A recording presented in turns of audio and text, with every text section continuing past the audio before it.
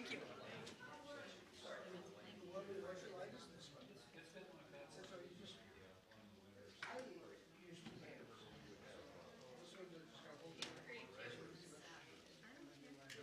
You know when I can wear this sweater? Steve, this definitely is the only way I'm going to wear it. I gotta wear it because I got my Santa pins and yes. I wear it right now.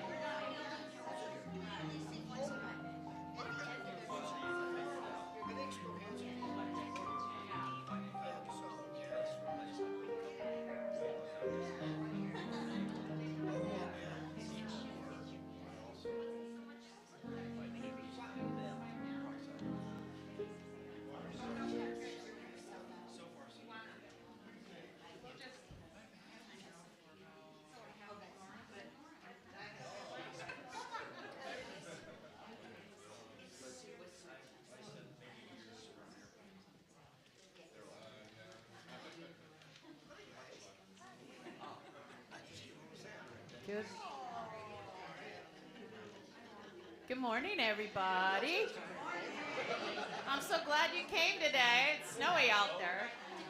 All right, we're going to sing a song here, and then you're going to join me on the second song. Okay? Well, if you know this one, you can join me on it, too. That'd be fun. What a glorious day. And it is.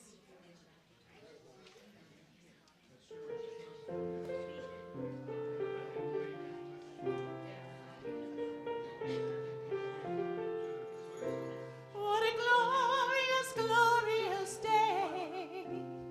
Christ within us is born. What a beautiful gift of God's grace, awakening now on this morn. Can you imagine a bright starry night on the outskirts of Bethlehem? Tucked away in a manger, the Christ child is born to bring life to all people again. What a glorious, glorious day.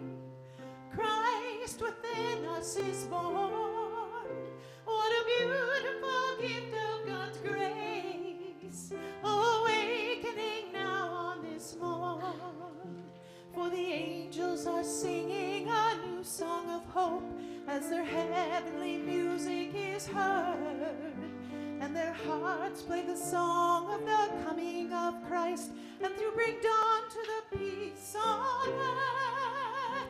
What a glorious, glorious day. Christ within us is born. What a beautiful gift of God's grace, awakening now on this morn. O holy child of Bethlehem, be born in us today. O come, our Lord Emmanuel, as the heavenly host proclaim. What a glorious, glorious day. Christ within us is born. What a beautiful gift of God's grace, awakening now on this morn. Awakening now on this morn. It is a glorious day, isn't it? Oh, please stand and join me in singing Go Tell It on the Mountain.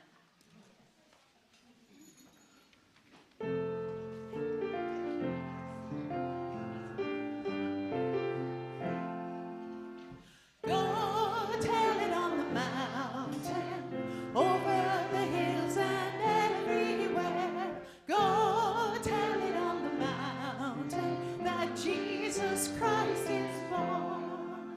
While shepherds kept their watching, or silent flocks by night, behold, throughout the heavens there shone a holy light.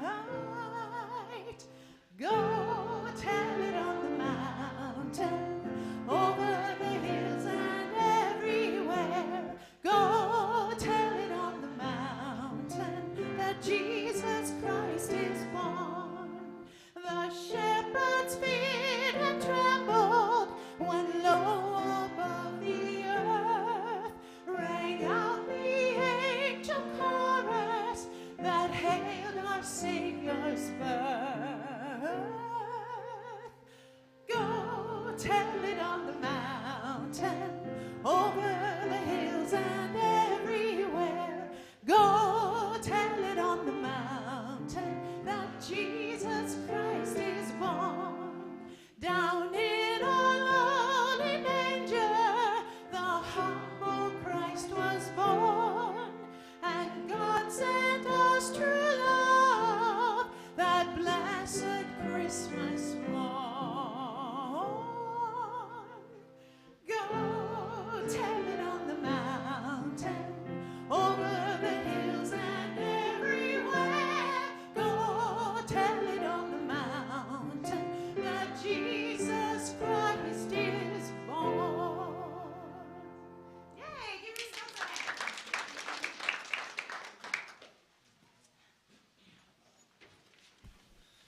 Well, good morning. Okay, now, the weather has kept a few people away, right? We're kind of small, so you got to be louder, right? You got to carry it for them. Good morning. Good morning. There we go. That was pretty good. And glad you're here. And because I think the weather did kind of affect things, I'm going to make the assumption, whether it's true or not, that everybody's watching online right now, okay? So if you want to turn around right there at the camera and wave and say Merry Christmas. So I'm really glad that you're here today. We're going to talk about a number of different things. And oh, good. I was wondering if Geraldine was going to make it. I was getting worried. So Geraldine, would you like to light our Christ candle for us?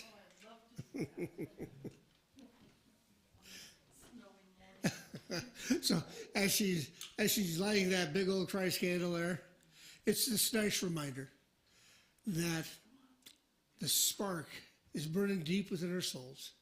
That flame is just the Spirit of God that's on fire. Thank you very much. Appreciate it. And then I asked Audrey if she'd come and light our Advent candle, because today's the second Sunday of Advent. And as she's lighting it, the theme this week is peace. Oh, good job. As I asked her, she said, "Well, I'm worried I won't be able to operate that thing." And I thought, "Yeah, nobody can, So we always have a trial run first." So the second candle is representing the idea of peace, and really, we try and talk about all different faiths here, don't we? Because we believe that there's just one God, but there's many pathways to that God. But hey, it's December. We're here in the United States, so yeah, of course we're going to celebrate Christmas a little bit more. And so it makes sense that we say, oh yeah, when the whole thing is about peace, what that does is it just lights up our soul. It helps us burn real deeply inside that somehow, through love and through extending kindness to the people that we meet, and just by simply just being there for yourself, being there for family, being there for others, all those things just sort of create this great time of peace. Now, we have another way that we try and celebrate the concept of peace, and that's through our prayer program. And so we do that. We celebrate prayer in a couple of ways. If you look right up here, we have our prayer vessel. And if you'd like to write down a prayer and put it in the vessel, that would be great. That could be a prayer for yourself or for somebody else or for a situation in the world, situation in your life. And what happens is the prayer chaplains pray over that for a week, and then we send it back to Unity Village, and they pray over it for 30 days. The second way that we try and honor the whole idea of prayer is through our prayer chaplain program. Could I have the prayer chaplains for today stand? Okay, so we've got Carolyn and James. Hey, yeah, Carolyn and James, great. So one of them will be in my office, which is just right outside the doors here, and then the other one will be in the meditation room. And there's something really special about praying with someone, because whenever two or more are gathered in the name of spiritual consciousness, there's just some amazing things that can happen. Would you join me in an opening prayer? And even before we begin praying,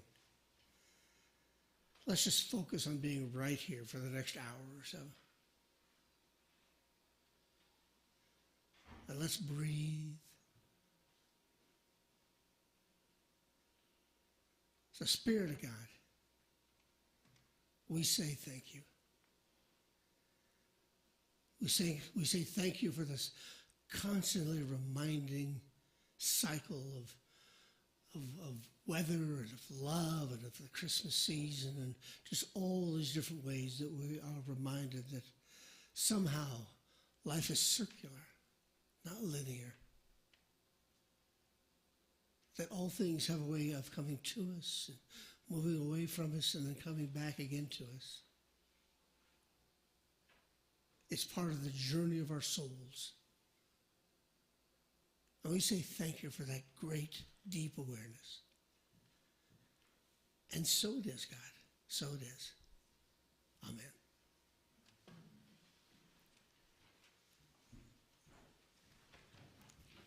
Ooh, we're gonna do a fun song now. Some people call it the Popeye song because it's I am, and people say I am what I am. But it's not. It's called I Am the Radiant Life of God. So please stand. You're going to need all of your faculties because there's lots of words. And here we go.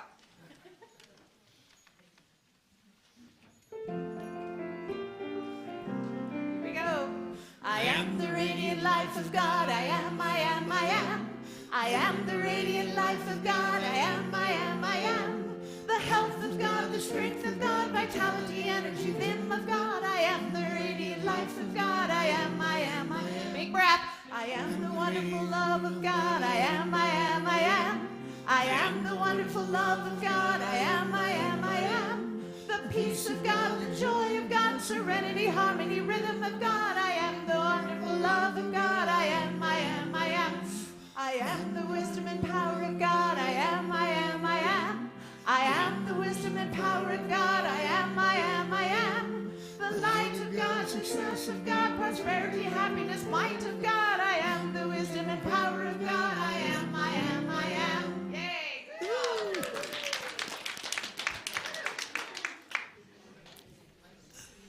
Hey! That was cool. I love that one. That's so fun.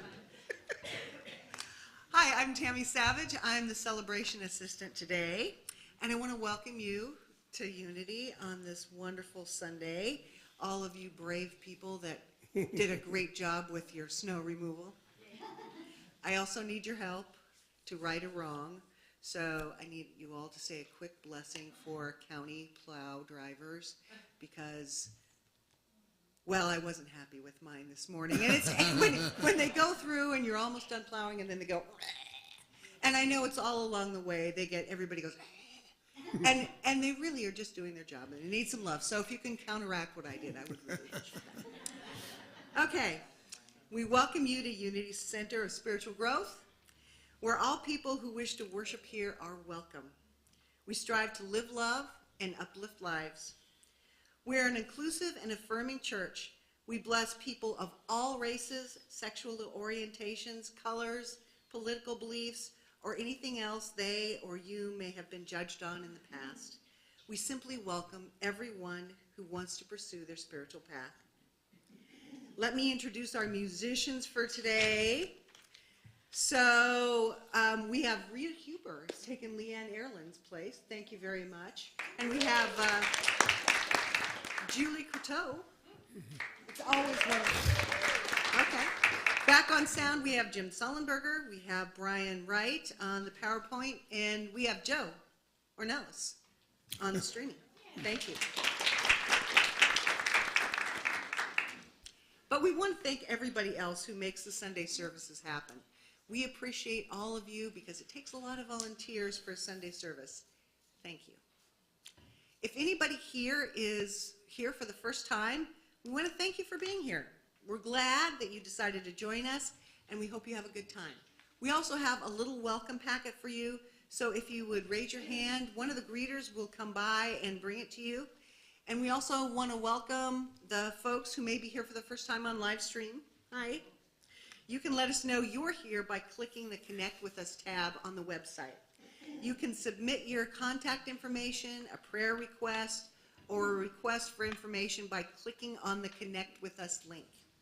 It is available on the Synopsis tab in the website streaming window. Hopefully all of you were just totally wrapped and connected with the announcements as they went by before you got here. But if not, I'm going to describe some of the upcoming events that we want to bring your attention to. We don't want you to miss these key Christmas and New Year's Eve events, or New Year's events. First, on Sunday, December 24th at 6 p.m., we will hold our annual Christmas Eve candle lighting service featuring contemplative readings and music celebrating traditional and the mystic aspects of Christmas. Since this service is on a Sunday, it's going to replace our normal 10 a.m. service. So there will not be a 10 a.m. service. There will only be a 6 p.m. service. Furthermore, there will be no service on Monday, Christmas Day. Then on Sunday, December 31st at 10 a.m., we will have our New Year's Eve burning bowl ceremony, which helps you identify and release the experiences, situations, and relationships that no longer serve you. If you've never been to one of those, it's kind of magical. I like it. Following the service, we will have a Christmas/New Year's Eve holiday party. So plan a festive potluck dish to share. Wow, that's a lot. Okay. On Sunday, January 7th at 10 a.m., we will have our White Stone ceremony, which helps you set your vision for 2024. We are collecting warm hats, gloves, socks, and other essentials to support our local shelters. If you can help with this community outreach effort, please bring your donated items with you next Sunday and put them in the collection box in the hallway. And now, Evelyn, would you like to come up? She'd like to make a little announcement for Turkeys and More.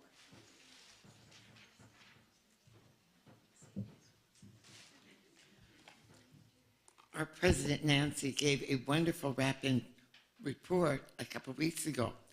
At that time, we were not sure how we stood financially. I thought we were in the hole a couple $1,000s. But we had a meeting recently, and we found out, our treasurer did an updated report. We raised $73,000. And, woo! And this church had a lot to do with that. You were one of the very few $5,000 donors. Many of you helped with the successful distribution. The ladies that fixed the chili and soup and goodies for the volunteers were just wonderful. But there's one person that really, really helped ensure that it was successful this year. And I would like Nancy to come up, because without Nancy, is she out there somewhere? Oh,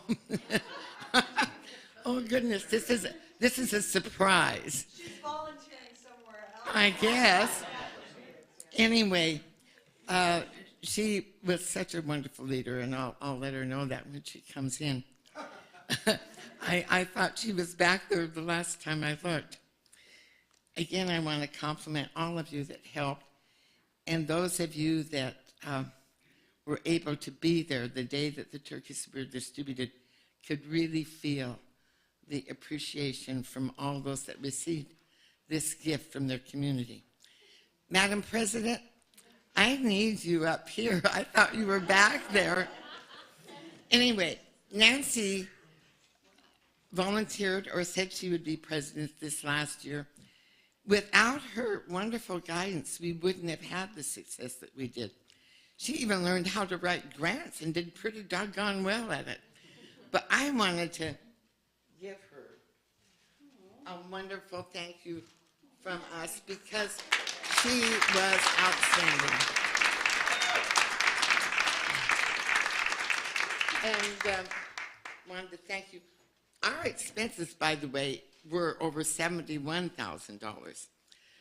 The turkeys cost $56,000 because they were $2 a pound this year. So it really helped to have that wonderful support from all you at Unity.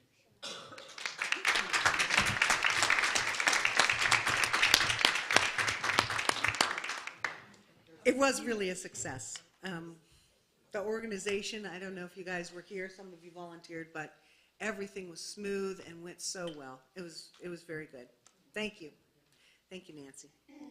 Okay, and finally, the Unity Book Sale is offering a December gift special, okay, featuring cookbooks and reading selections for kids. I noticed those out there. I'm going to pick some up. Each book is only $1. See Jenny if you have any questions. But there are also puzzles out there, greeting cards, and free earrings. So if you can't afford to give somebody free earrings, I think you're not trying very hard. Okay. We're going to take a few minutes to meet and greet one another, and I'm going to ring the gong when we'd like you to return to your seats. Please say hi to your friends and meet somebody new too. See you back here.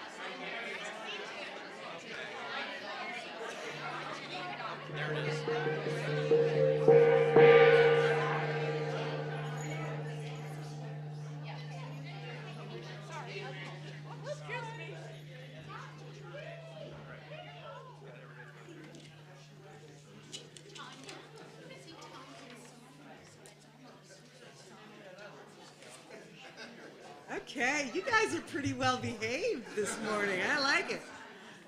Every Sunday, we have someone from the congregation read us a blessing before the meditation. And this Sunday, we are privileged to have Kathy Ornelas come up.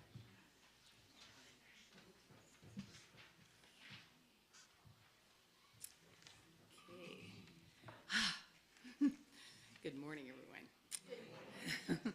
We're getting closer and closer to Christmas, and because we are, it's good to remember that the peace of God in this old universe transcends everything. The peace and love that God has for you will guard your hearts and your minds. You see, when we finally understand the truth of God and understand our own souls, that's when we discover that every step we take on our spiritual pathways is illuminated by the Spirit of God. When you get right down to it, all we have to do is accept the Spirit of God working within us. Just let it be. We simply have to accept it with grace and awe. Kind of blows your mind, doesn't it? And so it is. Namaste.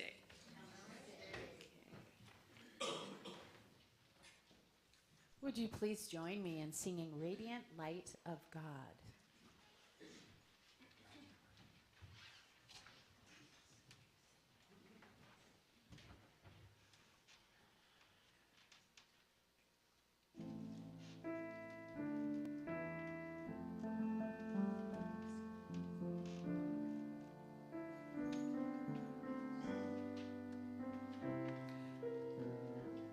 I am a radiant light of God. I shine the light of love. I am a radiant light of God. I shine the light of love. I am a radiant light of God. I shine the light of love. I am a radiant light of God. I shine the light of love. I am a radiant light of God. I shine the light of peace. I am a radiant light of God. I shine the light of peace.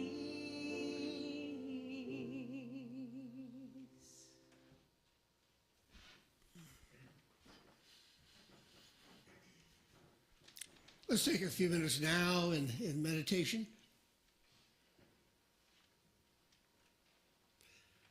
And if you're new to meditation, it's nothing more than getting quiet and turning inward.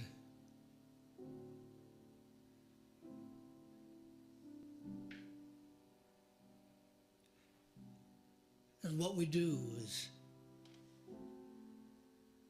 as our consciousness turns inward, we focus on the light that's burning deep within us.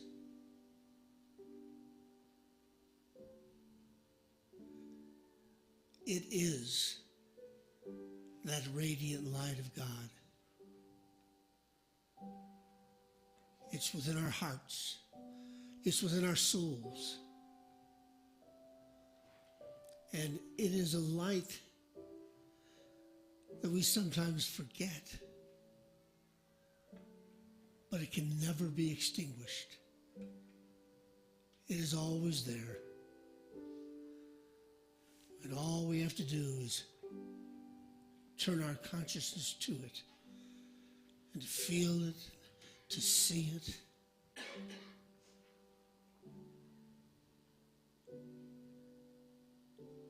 It is the original light of God. It is the original light of the soul, deep within us, burning subtly.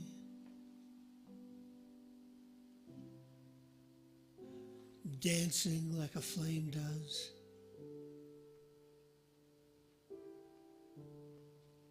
Let's breathe in and let's take that awareness even more deeply.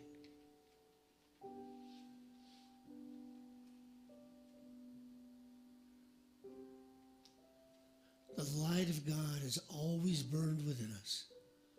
Always.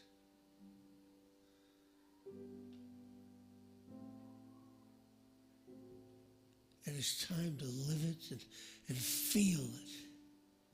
To be with it. To be it. To be that flame that extends love, that grows peace within us. And we give out that peace, and we give out that love, we give out that faith, we give out that kindness.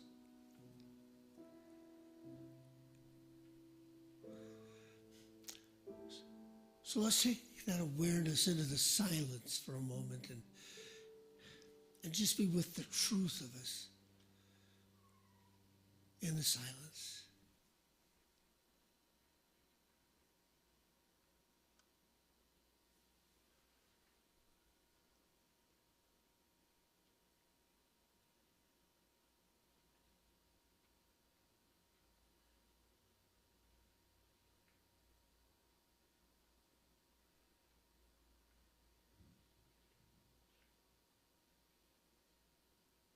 We are one with the light of God. And that light, that flame of truth, of spirit, of great faith, that's the truth of us. It always has been. It is now. And it always will be.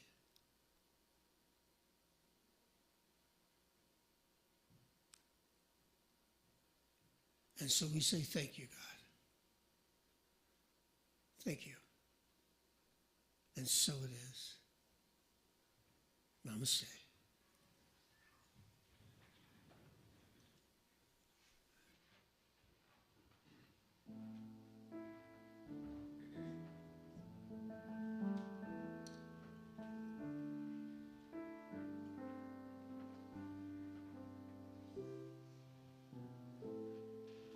I am a radiant light of God.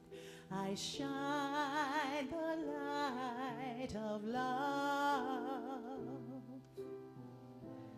I am a radiant light of God. I shine the light of love.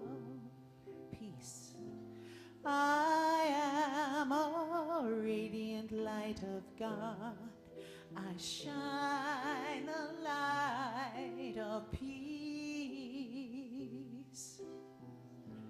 I am a radiant light of God. I shine the light of peace.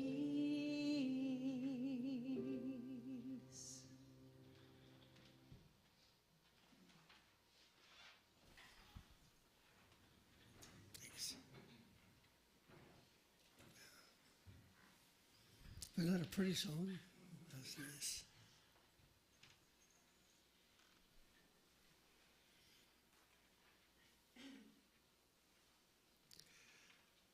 There was a young woman named Annette, and Annette had gotten married when she was 21, and it was really nice for a few years, but then this interesting thing happened, this weird thing happened somewhere in her mid-20s, and that was that she got really interested in spirituality and mysticism and God and faith. And it seemed to be the the journey of a lifetime. I mean, it just took her deeply into her consciousness in ways that she just couldn't imagine, couldn't describe. But here was the weird thing. When she would try to talk to her husband about it just made him mad. He didn't like it. He didn't believe in it. He thought it was stupid. And she wasn't sure exactly what you're supposed to do. You know, when you're going through life with your spouse, and that's the most important person in your life right at that time in your life. She wasn't sure what to do, but so she started keeping it to herself because she wanted peace in the home. And what she found was the more deeply she got into her spiritual trip, the more angry he got, even though she wasn't saying anything. She was never bringing it up. And he started drinking, and he got more and more angry. And finally, at one point, when he started shoving her, she knew it was time to get out. And so she did. But she didn't feel good about that because it seemed like, well, the spiritual journey, this journey of faith and journey of love, somehow she knew she was supposed to be able to overcome that. And then she would weigh that side by side with what was going on and the fact that the drinking and the pushing, the shoving from her husband was getting worse. So she was really at a loss about what to do. She went to see the minister who was there, and what he told her was something that we talked about a couple weeks ago, that we do not have a soul. We are a soul.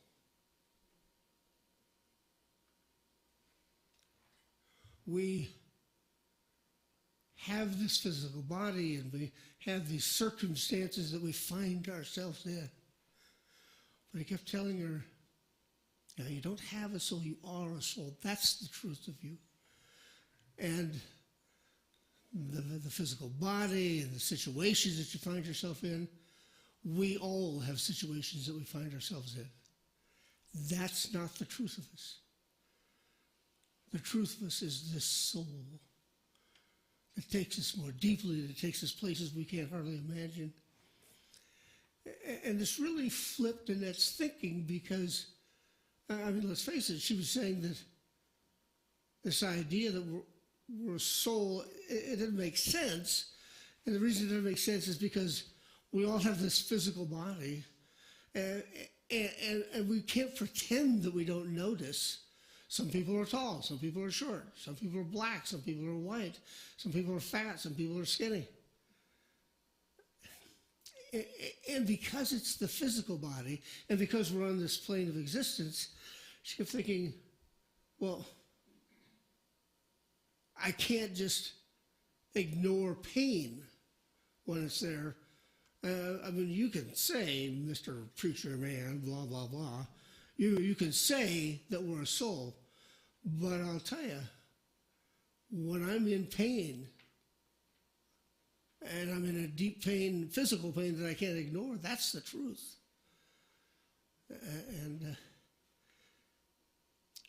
And isn't that true for all of us? Maybe we get older, we pick up new aches and pains in places where we didn't even know we had places. And it sure seems like that physical body is the truth of us when we're hurting physically. But that is the truth, that we are a soul. We don't have a soul, we are a soul.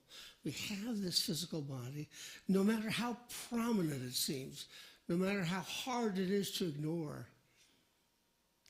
And this notion that we are a soul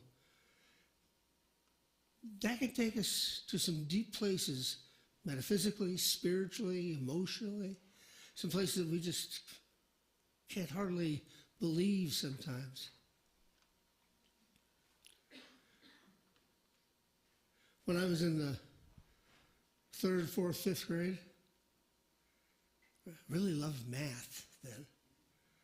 And, you got a couple of principles about how you added numbers in the 3rd grade or how you subtracted. I mean, you just got some principles. You learn to carry the numbers and all that. And man, you give me a column of numbers, and I could add them. I could add them up in my head pretty quickly, in that 3rd, 4th, 5th grade. But then in the 6th grade, they introduced this stupid concept of story problems. I mean, I don't know what they were getting at, but Train A is leaving the station, going 100 miles an hour and headed west, and Train B is going east at 75 miles an hour. When will they cross paths, and what color is the conductor's shoes? I mean, story problems, they just really got to me. Because it's one thing to know about the principles. I mean, isn't it something else to apply them? It's kind of like, holy cow, what's that mean? And so, here's what I came up with. Our life is a story problem. I mean, we all may know principles about love and faith and acceptance and non-judgment. And, God goes, that's a good one. You know about them, do you? Well, let's see, okay? Let's put you in a story. Let's put you in a real life situation. And if you're like Annette and you're getting shoved around and you've got a husband who's drinking and getting more deeply into drinking, then God says, let's see where your love and faith and acceptance are now.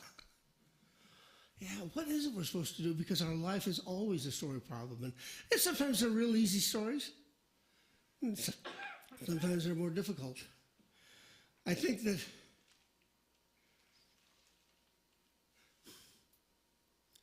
the Spirit of God, could sort of give us all the answers, right? Just like, if we were taking that math test, we could get all the answers ahead of time. Except then you don't really know if you learned anything, right? You were just able to kind of copy down what the answers were. I think it's the same thing for us as we sort of walk through this life, is that, wow, it's kind of tough. It's kind of a challenge to take those principles of faith and judgment, fidelity, sincerity, integrity. What do we do with those when we get them in a real situation, in real life?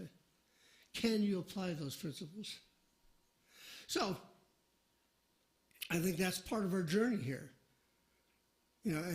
I believe that together, you and the Spirit of God created a wonderful story. You had a particular background. Maybe you were born to poor people. Maybe you were born to wealthy people. Maybe you were born in the United States. Maybe you were born in Bangladesh. Maybe you are intelligent and bright and beautiful, and maybe you're not so intelligent. Maybe you're not so bright. Maybe you're not so beautiful.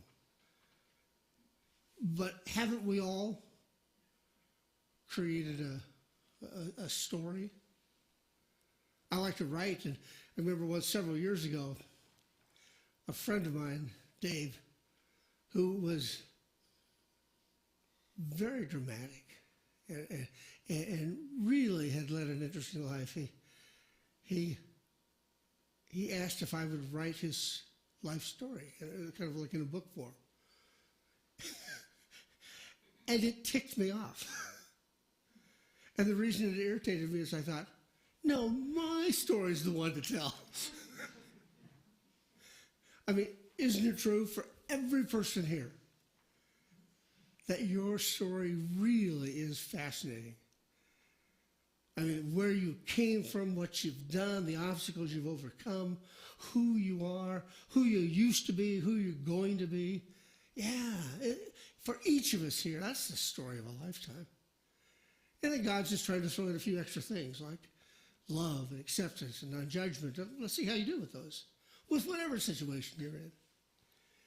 Now, God gives you hints about what it is you're supposed to do. This Spirit of God that's deep within us gives us hints. It's just that the human language is so constrained. You know, want to know about your journey in life?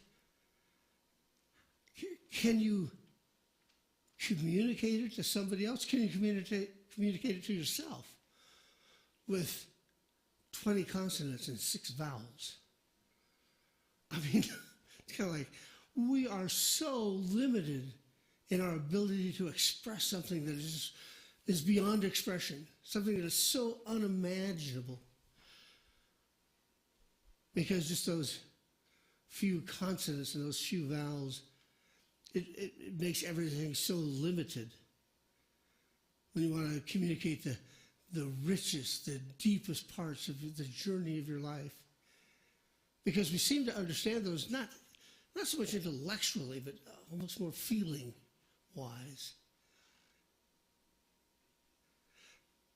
I read that when you take a look at some different languages, the ancient Hebrew and Spanish are the most simple, the most limited in their ability to explain complex ideas. That English is sort of in the middle. That Sanskrit and Chinese are the most subtle, that have the most nuance, the most ability to really explain more things. So we do really get limited by the language we use and the culture that we have. So what's the Spirit of God from deep within us do? It uses symbolism. Because symbols wake something up in us, don't they? When it feels extraordinary, they have dreams. And dreams are sort of like text messages from our future self. Yeah. What they do, what a dream does is explain some part of a potential reality to you, except it's coming through symbolism because it's so much more advanced. Dreams are really extraordinary. By the way, if you want to have a more active dream life, start writing your dreams down when you wake up in the morning. And when you do that, you start dreaming more vividly, and you start retaining the dreams longer and longer. I mean, it's nothing fancy. Just write it down and read it. And I go in spells. When I write my dreams down, sometimes I'll keep with that for 2 or 3 months. Then I sort of run out of gas. But during that 2 or 3 months, I could recall every dream that I had, and I could see how they really interact with each other. So writing your dreams down, that's the Spirit of God trying to communicate with you, trying to explain something that is so advanced, so metaphysical, so spiritual, and that can't be limited by words. Can't be limited by words that are beyond the pale. Oh, and something that has nothing to do with this talk. I just watched a special, that phrase, beyond the pale? It means, someplace where rules don't apply and you don't know what you're getting into. And, I never really knew where that came from. I just sort of knew what it meant. I found out that in the 1700s, the area around Dublin was, in Ireland, was sort of a place where the rules and the laws applied, and it was called the Pale. But if you went beyond the Pale, you were on your own. No rules, no laws applied.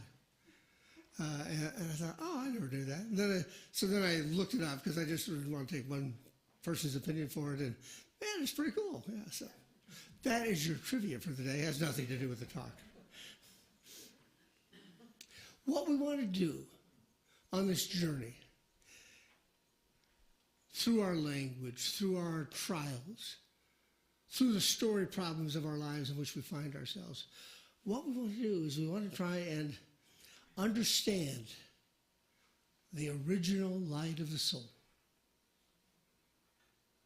So what's that mean? Understand the original light of the soul. Well, what it means is that I don't care what faith that you look at, fundamental Christianity, Buddhism, Taoism, Hinduism, they would all say the same thing, that we are children of God. We are children of the Spirit of God. We are an expression of the universe. And because we are, what that says is we are imbued with the original light of the soul. In other words, we carry with us the light of God. Whatever God is, whether God's a principle or whether God's some sort of superhuman being, we carry with us the light of God. And nothing can ever make that go away. We cannot notice it. We can pretend that it's not there. We can never become consciously aware of it. We can say, that's not very scientific. Yeah, it doesn't have to be scientific. It just is. And so with the light of the soul, it enriches us. It gives us symbolism, but it also gives us the real thing, too. To take us places spiritually and emotionally and mentally. It takes us places where we've never been before, deeper than we've ever been before. And that's what it means to understand the original light of the soul. In Hebrew, they have two words that refer to the soul. Nepes, N-E-P-E-S, and ruach. And they both mean the same thing. They're referring to soul, but if you translate either one of them literally, it means the breath of God.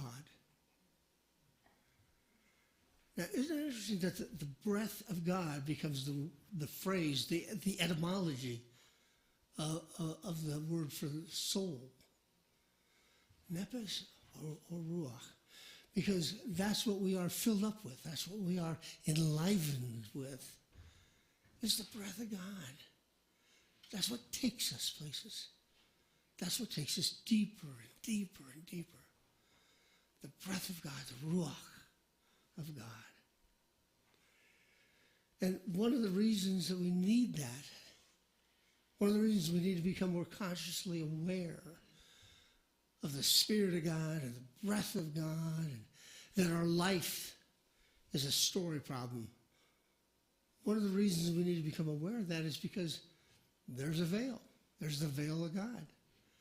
And I think last week or the week before, I talked about an angel, just before you were ready to be born, an angel putting his or her two fingers on your lips and saying, shh, forget.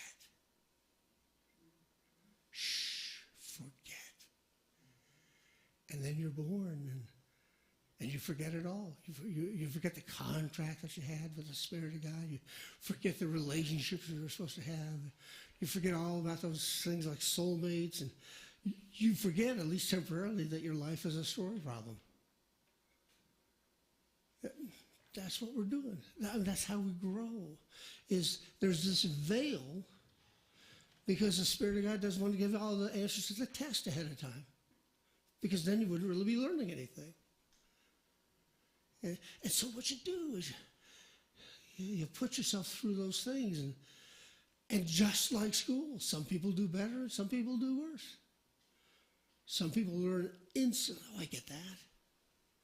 And some people don't. And I can remember I took Spanish for 4 years in high school.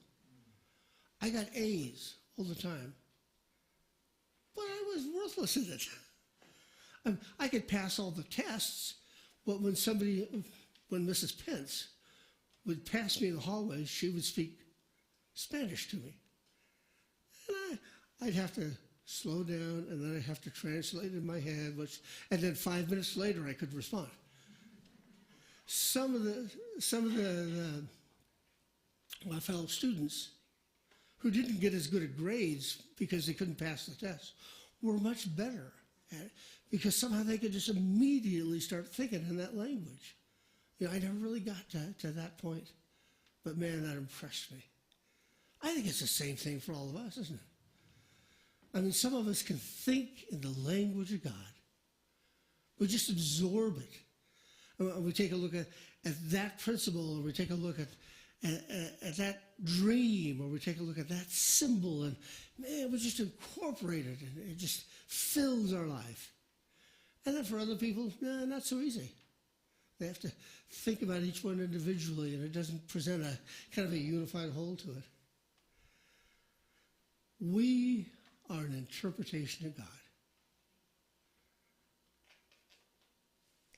And that interpretation is there on purpose. That interpretation really becomes the original light of the soul.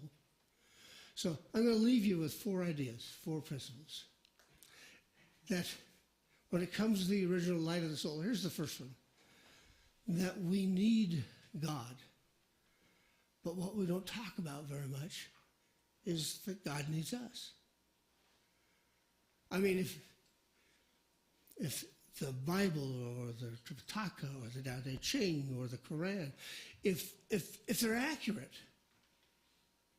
then what they all say the same thing, that that people need God, need the love and the faith and the integrity and the blessings of God, but that God needs us too. That what the Spirit of God was trying to do was to say, I want to see what life is like being lived as Roy Ely.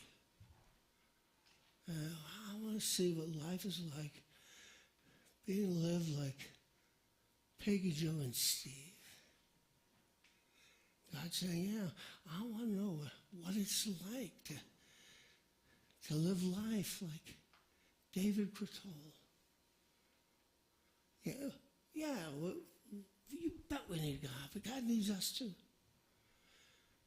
And so what we know is if God needs us, then we can't live small. We've got to go for it. I mean, because God needs us to be exactly who we're supposed to be. And so there's no room for us to go, oh, I don't know. Yes, I'd really like to do that, but I'm not sure if I'm worthy. Well, after God just goes, God says, get on with it. Do it. Because God needs you to be exactly who you are. Exactly. Here's the second principle. The experience of God is all about meaning.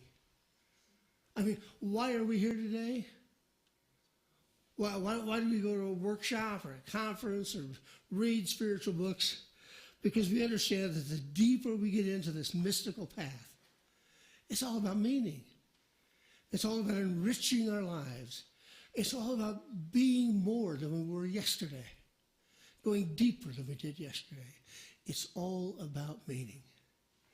And then here's the third one, that we're here for a purpose. Take the curriculum, take the journey, take the lessons. You know, we're here for a reason. You have an agreement with the Spirit of God that, yes, you were going to be born in this particular family. And because you were born in this particular family, there's some good things that go with that. There's some challenges that go with that. Take the lessons. Learn. Be bigger and better than you were yesterday. Keep creating the best version of yourself. And then here's the last one I'll mention, that you are powerful beyond belief. Yeah, no sense playing small. You are powerful beyond belief. Now, I'll close this by talking about Something you've heard about before, the placebo effect. Okay, you know what the placebo effect is? You want to test this new medicine. You know, if you're a drug company, you've just spent $1 billion developing this new medicine. And along the way, you've set up different kinds of experiments with it, right? And so you're there to, that medicine is there to cure a particular illness. And so you get a group of people together with that illness. And some of that people, I'll say there's 100 people there, some of them you give the medicine to, and some of them you don't give the medicine to. You give them something else. It's the placebo. But you tell them you gave them the medicine. And something that's a source of humor among many scientists is when the placebo effect takes over, when it works. They say, we didn't even give them anything and they got fixed. Aren't they dumb? And it's kind of like, no, scientists, you're dumb. You know, and here's why. There's never any research on the people who took the placebo and got better. They just put that aside as a joking matter. We should be investigating that placebo effect because somehow, because of their beliefs, they cured themselves. I mean, there should be some investigations of those beliefs and how it works and what it triggers in the brain, and there's just not. I mean, the placebo effect should be where it's at. So, as you're sitting here today, whether it's the music, or whether it's my words, or whether it's the inspirational blessing, or the prosperity blessing, or whether it's the smiles on other people's faces, that's all cool. But somehow, just let the placebo effect take over in your life. Just believe that you're powerful beyond belief. And it doesn't take a message or a song or an inspirational message. Just believe it. It's kind of, well, I don't want to believe stuff that's not true. It's true. It really is. Let the placebo effect take over in your life and let it take you places you've never been before. And so it is. Namaste.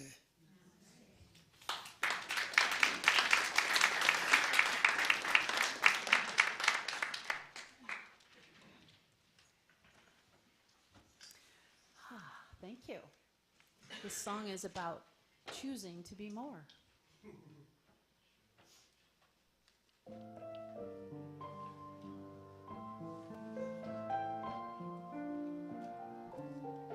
Can I hold baby Jesus? Can I touch his tender skin?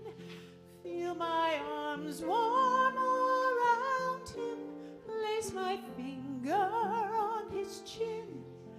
Can I look into his face and see him smile? Can I hold him?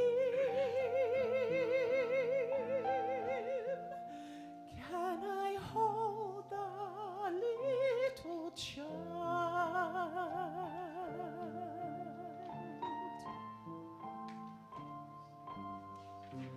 I can hold baby Jesus every moment that I live. I can treasure his commandments. I can learn how to forgive. I can show the world compassion undefiled. I can hold him. I can hold the little child.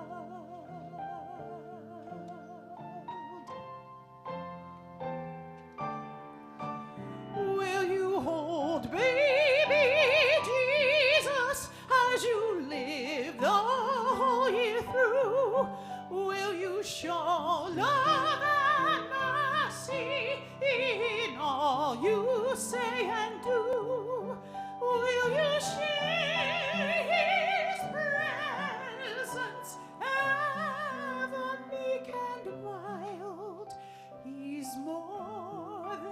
just a baby, Jesus lives today. Will you hold baby Jesus as you go your way? Will you hold him?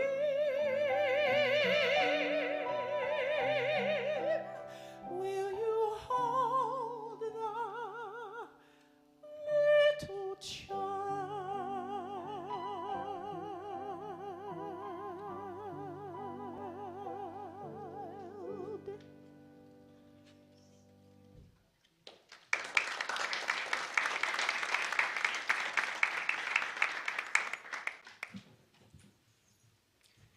Wow, Julie, I saw the title up on the screen and I was like, is this going to be like I Want a Hippopotamus for Christmas or something, And then you're singing it and I just got goosebumps and it was really wonderful.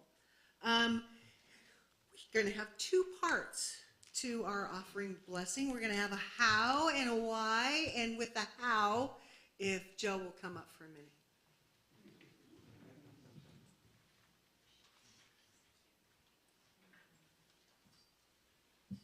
We want to continue to make the process of providing for this wonderful sanctuary and family that we have. So I just remind you, outside, one of our options is we do have a credit card machine that Geraldine will provide help on. So you can either use your Apple Pay or you can use your credit card or a debit card or whatever. You can do that through that terminal there. So it makes it a little easier. So and we're also working on getting Venmo added, so you can do it that way. And then the second part, just to remind you, the magic 20, remember the 20% that we're trying to increase? Remember, it's all about Jacksons. So if you have any extra Jacksons, just provide them to us and we'll take care of them and give it a good home. Thank you.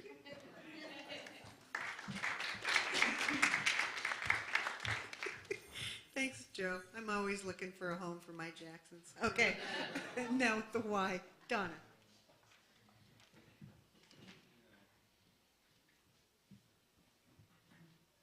And also, I'm going to add pro, because if you're going on vacation like Lloyd and I will be doing, we'll be gone for the next 3 months. But pro, while we're gone, keeps on giving while we're gone, because I don't have to think about it. It's just automatically coming out of my account. And we have brochures back there for that too. So I'll add that. My 2 cents. Okay. It's that time of the service when we ask those of you watching from home and those of you here in person to give of your financial blessings.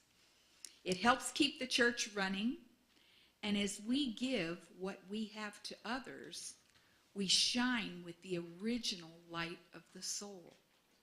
We illuminate the pathway for ourselves and for others. It's the light that comes from the Spirit of God deep within us. And as that light emerges from us, we share it with others through the gift of love. And so it is. Namaste and Merry Christmas.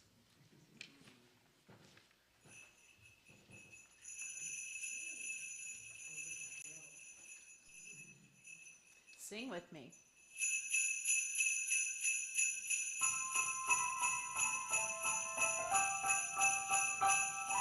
Have a holly jolly Christmas. It's the best time of the year. I don't know if there'll be snow, but have a cup of cheer. Have a holly jolly Christmas, and when you walk down the street, say hello to friends you know and everyone you meet. Oh, the mistletoe hung where you can see. Somebody waits for you, kiss him once for me. Have a holly jolly Christmas, and in case you didn't hear, oh by golly, have a holly jolly Christmas this year. Oh, the mistletoe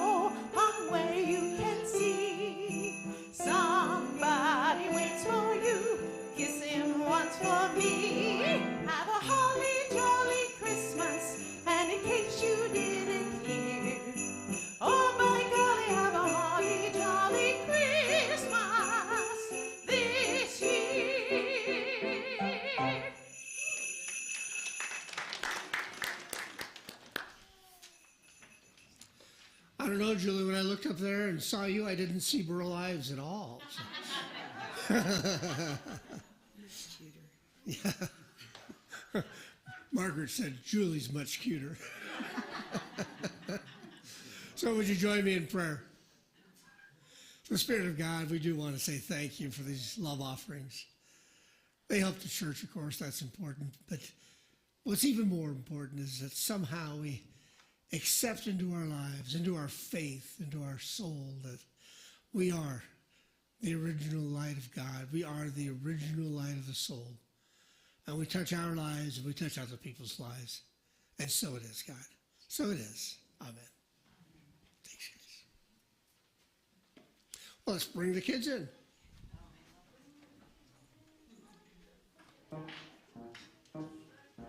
This little light of mine, I'm gonna let it shine. This little light of mine, I'm gonna let it shine. This little light of mine, I'm gonna let it shine. Let it shine, let it shine, let it shine.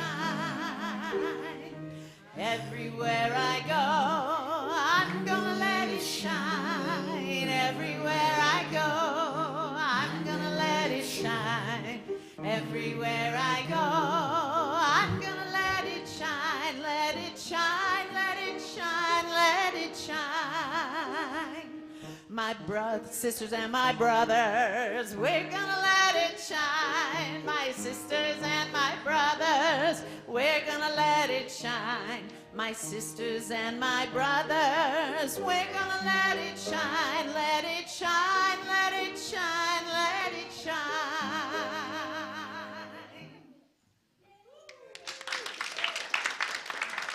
So, Tracy, what did the kids learn about today? I had the privilege of teaching these little ones today, and we focused on the virtue of idealism. And so we learned about that, and we did an activity. We actually created vision boards of our idealistic future, because if we don't have a map, we'll never know where we're going. Did anybody bring their vision board up and want to share? All right. And then we came up with a list of affirmations that help us to create that ideal future. So we're going to do it a little different today because I like science.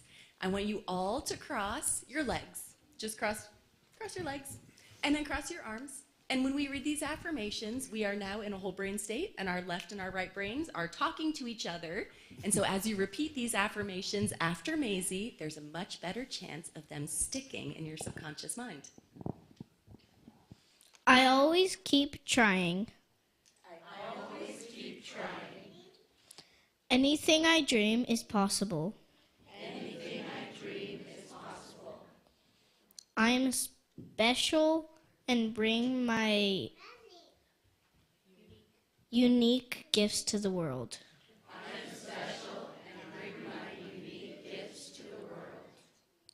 I trust what is meant for me will happen.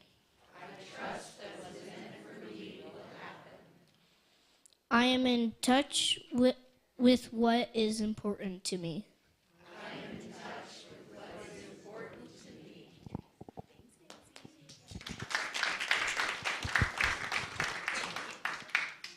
Thank you. And kids, if you'd like to go back to your parents or your grandparents, that would be wonderful. There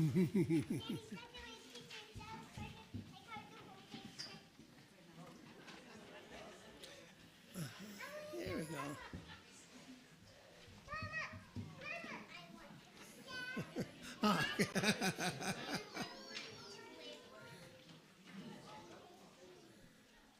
I was trying to make sure all the kids are where they're supposed to go before we stand up, because then it's really impossible to see.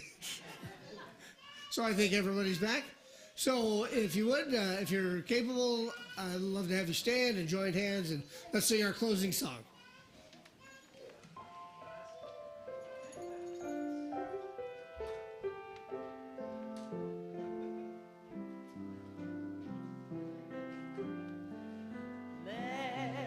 Let there be peace on earth, and let it begin with me.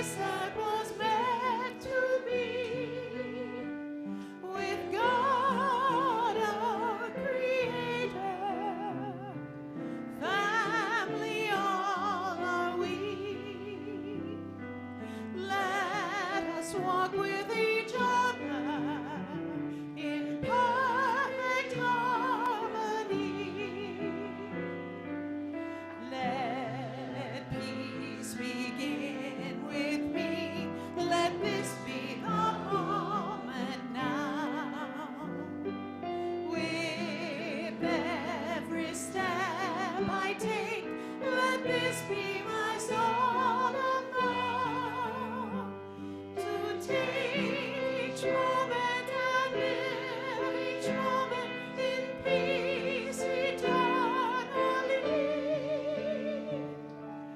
Let there be peace on earth, and let it begin